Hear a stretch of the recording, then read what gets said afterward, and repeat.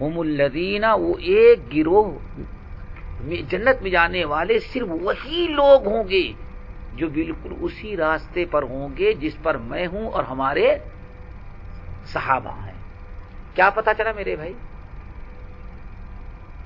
یہاں سے دو چیزیں معلوم ہو گئی۔ پہلی چیز تو یہ ذرا سوچو کہ وہ 72 فرقے جہنم میں کیوں گئے؟ جہنم میں اس لیے گئے کہ انہوں نے نبی کا اور صحابہ کا طریقہ چھوڑ دیا۔ شراب نہیں پیا، ہم نہیں کہتے شرابی تھے، زانی تھے، چھوڑو ان کا تو الگ ہے، تو سبھی جائیں گے اس میں۔ یہاں معاملہ کیا ہے؟ عقیدے اور عمل کا ہے۔ اس قدر بدعتیں عام ہو جائیں گی آخری زمانے میں، اس قدر گمراہی پھیل جائے گی اور سنت سے دوری، دین سے لا علمی ہو جائے گی کہ آپ نے بیان فرمایا کہ جس راستے پر میں ہوں اور ہمارے صحابہ ہیں، اس راستے کو چھوڑ دینے والے کتنے ہوں گے؟ 72 فرقے ہو جائیں گے۔ 73 فرقوں میں سے 72 فرقے بھٹک گئے، اور بھٹکے کب؟ یاد رکھیے گا، جبکہ انہوں نے صحابہ کا اور ہمارا راستہ چھوڑ دیا۔ اور جو جنت میں جا رہی ہیں ان کی خوبی کیا ہے؟ مال دولت نہیں ہے، حسب نسب نہیں ہے، ان کے جنت میں جانے کا سبب صرف یہ ہے کہ وہ دوسروں کی طرح بھٹکے نہیں، بلکہ ہمارے اور ہمارے اصحاب کا طریقہ مضبوطی سے پکڑے رکھے۔ اس حدیث کو اگر کہیں بیان کر دیا جائے ایسے ہی تو اللہ اسی وقت کہیں کہ ہم اگر آپ کے شہر میں بیان کر دیں تو دوسرے دن پیپر میں لو آئے تھے مولانا، وہ تو اپنی ہی جماعت کو جنت کا ٹکٹ دے کر کے چلے گئے، بلکہ پورے لوگوں کو اور سب کو جہنم میں۔ اللہ، یہی ہوتا ہے۔ یہ سمجھنے کے لیے انسان تیار نہیں، اور بارہا ایسے ہو چکا ہے۔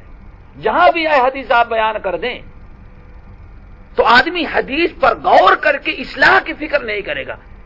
اس کا مطلب کہ آپ ہی بس جنت میں جائیں گے، باقی سارے فرقے ہم جہنم میں جائیں گے، اور پھر اب آپ کو بدنام کرے گا۔ اس جملے کو لے کر کے آپ نے حدیث بیان کی اور پورے شہر میں آپ کو کیا بدنام کرے گا؟ ارے وہ تو کہتا ہے ہمارے علاوہ کوئی جنت میں جائے گا ہی نہیں۔ آپ تجربہ کر لیں، یہی باتیں بیان کی جاتی ہیں۔ کیا انکار حدیث نہیں؟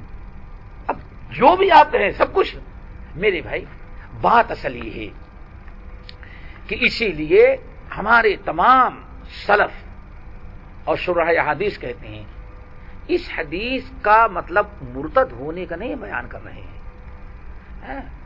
اس حدیث کا مطلب کہتے ہیں یہ ہے کہ اس میں مختلف جو 72 فرقے جہنم میں جا رہے ہیں وہ بھی ایک طبقے کے نہیں ہوں گے، سینکڑوں طبقے ہوں گے۔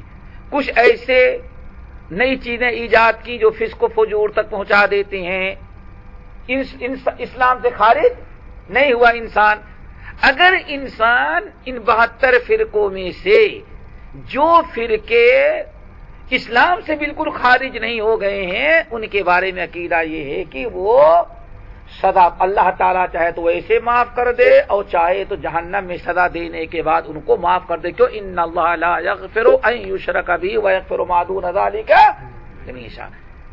سب کو نہیں کہا جا رہا ہے، لیکن وہ فرقے جو اس قدر دین کو چھوڑے اور دوسرے راستے پہ گئے کہ واقعی وہ کفر میں داخل ہو گئے، وہ مرتد ہو گئے، تو واقعی اب وہ کون ہے ہمیں نہیں پتا ہے، ہم کسی کی طرف نشاندہی نہیں کر سکتے، لیکن ایک ہی یہ عقیدہ ضرور ہے کہ جو دین کو چھوڑتے چھوڑتے، سنتوں کو چھوڑتے ہوئے، شریعت کو چھوڑتے چھوڑتے اتنا دور چلا گیا گمراہی میں کہ واقعی اس کی گمراہی اس کو کافر بنا دی اور مرتد ہو گیا، تو ایسا انسان ہمیشہ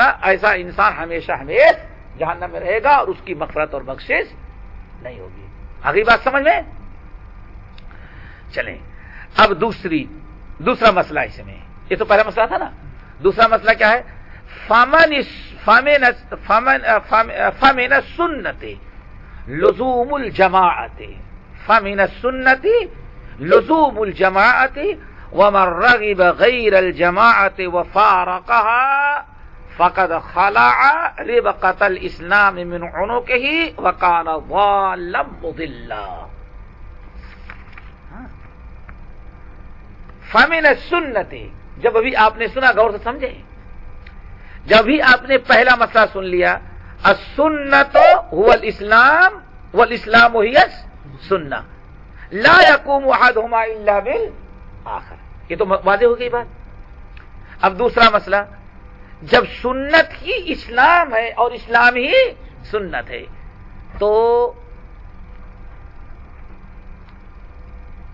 سنتوں میں سے ایک بڑی اہم سنت کا تذکرہ کیا، یہاں داڑھی کا اور کیا کہتے ہیں رفع الیدین کا، اٹھنے پٹنے کھانے پینے کی سنت نہیں، کیونکہ سنت تو ہے ہی ہے وہ، لیکن وقت کا لحاظ رکھتے ہوئے اس سنت کی طرف اشارہ کیا جس کا تعلق عقیدے سے ہے۔ کس سے ہے؟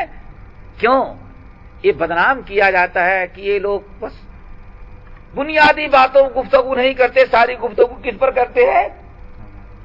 بس آمین رفع الیدین پر زور سے آمین بولنے، پیر ملانے، پھاڑنے، پیر لمبا چوڑا کر، یہ ایک بہت بڑا الزام ہے۔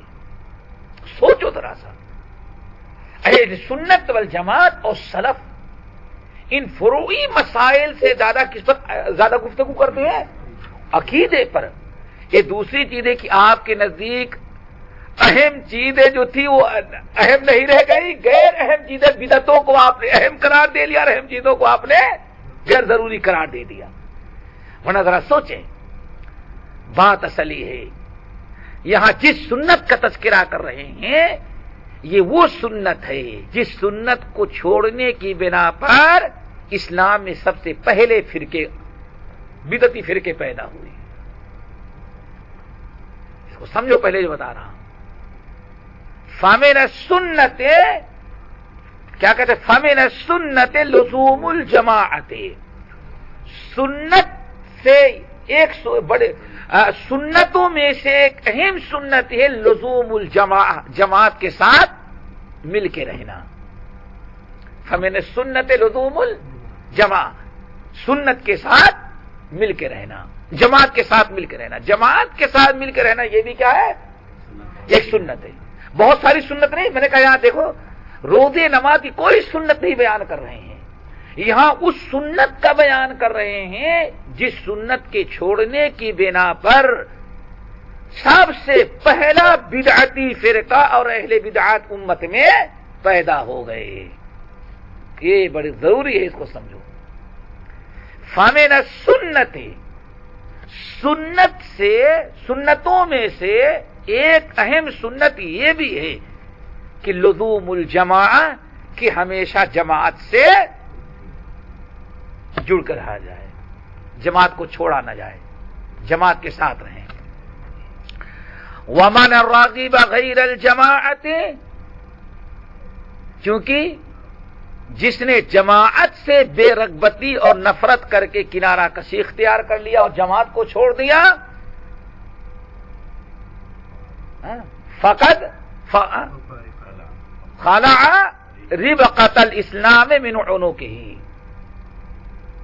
تو سمجھ لو کہ وہ جماعت سے علیحدگی اختیار کر سکے، جماعت سے بغاوت، جماعت کو سے نفرت کر کے الگ ہو گیا، تو سمجھ جاؤ کہ اس نے اسلام کا قلادہ ربقہ اپنے گلے سے نکال دیا۔ اللہ اکبر، اور جاہلیت کی موت مرا۔ اگلی بات سمجھیں، یہ بہت اہم ہے، اس کو سمجھنے کی کوشش کرو۔ پہلا مسئلہ کیا تھا؟ الاسلام هو السنہ والسنۃ لا يقوم احدهما الا بالآخر، اسلام ہی سنت ہے اور سنت ہی اسلام ہے، اور یہ دونوں آپس میں ایسے جڑے ہوئے ہیں کہ ایک دوسرے ہی کی وجہ سے ساتھ قائم رہتا، دونوں کبھی الگ نہیں ہو سکتے۔ پتہ چل گیا کہ جو سنت چھوڑ دیا اسلام سے بھی محروم، لیکن کافر نہیں بنا رہے ہیں، یعنی حقیقی اسلام ختم، جو اسلام اللہ کو مطلوب ہے وہ اسلام ختم۔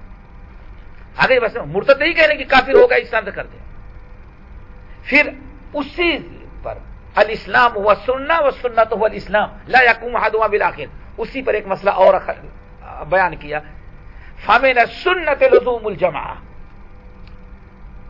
سنت سے جماعت سے چمٹا رہنا بھی ہے،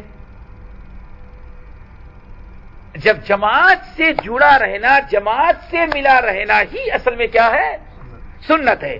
اب اگر جماعت سے کوئی نفرت کر کے، بغاوت کر کے الگ ہو جائے، کنارہ کشی اختیار کر لے، تو لا یقوم احدہما الا بالآخر، اسلام سنت کی وجہ سے قائم ہوگا اور سنت اسلام کی وجہ سے، اور سنت ہے مل کر کے رہنا، جڑ کے رہنا۔ اگر جڑ کے نہ رہا، الگ ہو گیا، تو گویا کہ اب سنت چھوڑ دیا تو اسلام بھی باقی نہیں رہے گا۔ نہیں سمجھ میں آیا؟ بالکل جڑا ہوا مسئلہ ہے۔ فقط خلع ربقۃ الاسلام من عنقہ، اگر اس نے اس سنت کو چھوڑ دیا، کون سی سنت بھائی؟ لزوم الجماع والی سنت کو چھوڑ دیا، تو سمجھ جاؤ کہ خلع ربقۃ الاسلام من عنقہ، اپنے گلے سے اسلام کا قلادہ ربقہ پھینک دیا۔ ربقہ جانتے ہیں؟ ربقہ دیہات کے رہنے والا کوئی ہے یا دیہات کا سفر کیا ہے؟ ارے سفر تو کیے ہوگے بھائی، ہاں، پھر 10 کلومیٹر کے بعد دیہاتی ملتے ہوں گے۔ کھیتوں میں ہل چلتا رہتا ہے، 2 بیل ہوتے ہیں، ہاں بیل ہوتے ہیں نا، ایک ہل ہوتا ہے اور 2 بیلوں کے گلے میں لکڑی رہتی ہے، ہاں، اور اس کو گلے میں ڈال دیتے ہیں۔ اگر وہ نکل جائے تو بیل اپنے مالک سے کیا کھیت سے باہر ہو جائے۔ وہ بیل کب تک کھیت میں رہتا ہے مالک کے کنٹرول میں؟ جب تک وہ لکڑی گلے کے اندر ہے۔ دیکھا ہے کبھی؟ اسی کو کہا جاتا ہے ربقہ۔ آگئی بات سمجھ میں؟ اور دوسرا معنی بعض لوگوں نے ربقہ کا، ایک تو یہ بھی ہے ربقہ قلادہ، جوا کیا کہتے کچھ اب لوگ دیہات کو تو سمجھتے، وہ سمجھ تو کہہ رہا، وہ وہی لکڑی۔ اور ایک ربقہ اس کو بھی کہتے ہیں، پٹا بھی کہتے، اس کو بھی کہتے ہیں۔ دیکھتے ہوں گے کہ انسان کبھی کئی بکریوں جانوروں کو ایک رسی میں باندھ لیتا ہے، سوچتا ہے کہ ایک ساتھ بکریاں بندھی رہیں گی، تو ایک رسی لیا نا، پھر گرہ دے کر کے اسی رسی میں دوسرے کو باندھ دیا، پھر اگلی گرہ دے کر تیسرے۔ اس سے کیا ہوتا ہے؟ بکریاں کنٹرول میں رہتی، ایک ہی آدمی ایک ساتھ میں 2500 بکریوں کو، تو وہ رسی جس میں ساری بکریوں کو جوڑ دیا گیا اسے کیا کہا جاتا ہے؟ ربقہ۔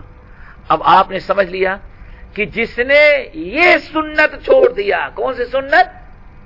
جماعت کے ساتھ رہنے والی سنت کو چھوڑ دیا، بغاوت کیا اور علیحدگی اختیار کی، سمجھ جاؤ کہ اس کو اسلام سے بالکل آزاد ہو گیا۔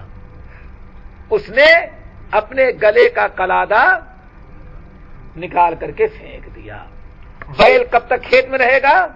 مالک کے کنٹرول میں ربقہ پڑا ہوا ہے۔ ربقہ سے بیل نکل جائے تو اب مالک اگر دم پکڑے گا تو بیل قابو میں آنے والا نہیں، بیل باہر ہو جائے گا۔ پتہ یہ چل گیا آدمی دین اور شریعت کی پابندی اور صحیح معنوں میں اسلام پر عمل کر سکے گا جب تک کہ وہ جماعت سے جڑا ہوا ہے۔ اگر جماعت سے علیحدگی اختیار کر لیا تو اس کی مثال ایسی ہے جیسے بیل نے اپنے گلے سے قلادہ کر دیا۔ اللہ اکبر۔ کہا جاتا ہے یہاں جماعت سے مراد، یہی بات سمجھانا چاہتے تھے، یہ نہ سمجھنا کہ یہی سنت ہے جیسے لوگ کہتے ہیں۔ ہم لوگ کہتے ہیں بھائی پیر سے پیر ملاؤ یہ سنت ہے، ہاں یہ کہتے ہیں نا، مل کے کھڑے ہو سنت ہو، تو روشن خیال کیا کہتے ہیں؟ بس ان کو یہی ایک ہی سنت نظر آتی ہے۔ یہ تھوڑی کریں یہی سنت ہے، سنتوں میں سے ایک سنت یہ بھی ہے، سمجھ گئے نا؟ تو یہاں یہ نہ سمجھ لیں کہ یہی سنت ہے، سنتوں میں سے ایک سنت یہ بھی ہے۔ اور یہاں عقیدے میں اس سنت کو اس لیے زور دیا جا رہا ہے کیونکہ اہل بدعت سب سے پہلے اسی سنت کو چھوڑنے کے بعد بدعتیوں کا سب سے پہلا فرقہ پیدا ہوا ہے، سمجھ گئے نا؟ تو اس لیے اب یہاں سنت لزوم الجماعت سے مراد کیا ہے؟ لزوم الجماعت سے مراد